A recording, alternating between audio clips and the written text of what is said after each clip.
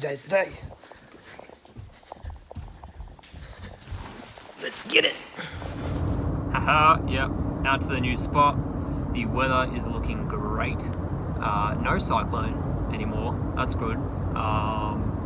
Same rules as last time, not bringing any food with me, not bringing any water in with me.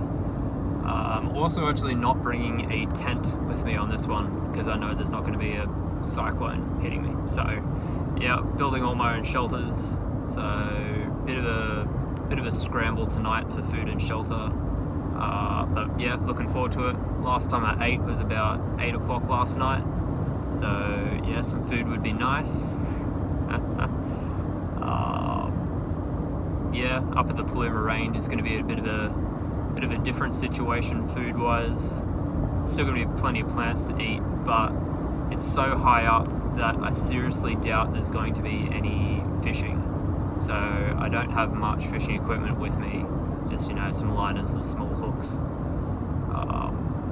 But yeah, really looking forward to it, and I'll see you there. And goodbye safety. Hello danger, let's go. Yeah, so just give you an idea of the kind of terrain that I'm working with here. It's not exactly friendly, but yeet. Yeah, it's not a bad view, eh? That's where I came from. I'm just standing on this very shaky log. So yeah, I'll be making it further downstream, and yeah, I'll find a clearing. Yeah, so I've actually started making my way downstream from inside the creek. It's actually a lot easier, and it's usually the case, especially if you're going downstream.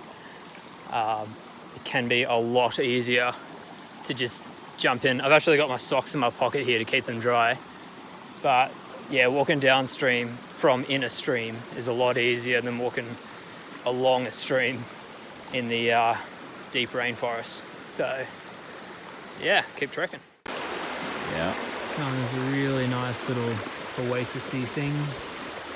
I'll see if we can find a campsite near it because it looks nice as for a swim. Alright lads, I think I've reached my sort of camping zone. Yeah, it's pretty scrubby at the moment. That is reasonably flat. Trees aren't too thick, so I can actually clear them out. Plenty of food around. That guy right there is edible. Yeah, flowing water just behind me in the creek. And I've seen some turtles and small fish in there, so sounds a bit mean to kill any turtle, but might be forced to in a bit. So I guess you'll see me do that later. Hopefully, or hopefully not. Yeah, it's looking pretty nice. Got a fair bit of work to do ahead of me to get this camp sorted for tonight. And yeah, see you in a bit. So yeah, definitely not going to get it done by tonight, but what the plan is shelter-wise is to eventually build a platform in this sort of square area here. Not sure if I showed that very well, but yeah, it should be about 30 or 40 centimeters above the ground, and yeah, started collecting some staves to make that platform. But tonight's probably just going to be a pretty simple shelter, and yeah, get to it. Righto, just finished up the shelter for the night, and here it is. It really doesn't look like much, but definitely do the job. Take a look inside. It's just a simple lean over shelter. So I got big structural branch in the fork here, and then it runs all the way down. I've just got a bunch of leafy branches resting up against it, and I'll slip my sleeping mat just in here. And yeah, that'll do me well for at least tonight, maybe tomorrow night as well. Sweet. Yep, so day's sort of coming to an end. Campsite's looking pretty good. Gathered a bunch of firewood. Not sure if I'll actually start a fire tonight just because I don't actually have anything to cook. I've eating some heart of palm, eating some insects and stuff, nothing much. And yeah, I thought I'd just share with you a survival tip of the day, and that is to calm the hell down when you're in situations like this. You can go a long time without food, and you can go a little while without water. So it sort of ties in with the rule of 3. So that's 3 minutes without oxygen, 3 days without water, and 3 weeks without food. So I'm pretty set. I've got plenty of water here, got plenty of shelter. I'm in probably one of the most oxygen-rich parts of Australia, tropical rainforest. Yeah, and food-wise, I'm pretty certain I'll catch some animals at some point in this trip. Always a good go-to. Otherwise, there's plenty of plants that I know that I can eat. So, yeah, calm down, learn where you are, but yeah, the body can withstand a lot, so you'll be fine. Yee! So today's danger of the day is also today's food of the day.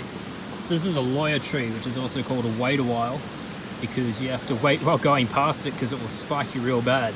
So there's horrible nasty spines all over the tree, all over the trunk, all over the leaves, and that sends out spiky streamers which will catch you and rip you up pretty bad when you're trekking. So yeah, one to be careful of, that inside the trunk of the palm here in the sort of terminal bud area, it's actually an edible heart of palm. Now almost all palm trees in Australia have edible hearts. It does kill the tree, but it is an edible section. But you have to be careful with that as well, because there are palm-like trees that will mess you up pretty bad. Some of them are actually really poisonous. They're called cycads, and they'll mess you up more than these spikes ever could. So yeah, something to keep an eye out. Yep, I'll just give you a closer look at what this heart of palm actually looks like. So here's that lawyer tree, and you've just peeled back all the layers near the terminal bud, and you get to this sort of heart section here. Not gonna lie, it doesn't taste great. It kind of tastes like really, really strong raw green peas. So it is edible, and I'll be eating quite a bit of it, I reckon. But yeah, it's not the tastiest thing. I'll also just show you what these streamers look like that these plants shoot out. So here's it here, and if the camera will focus on the spines, you see just how nasty they are. Oh well, that's as good as we're gonna get. But yeah, I'll grab onto you real quick. So yeah, look out.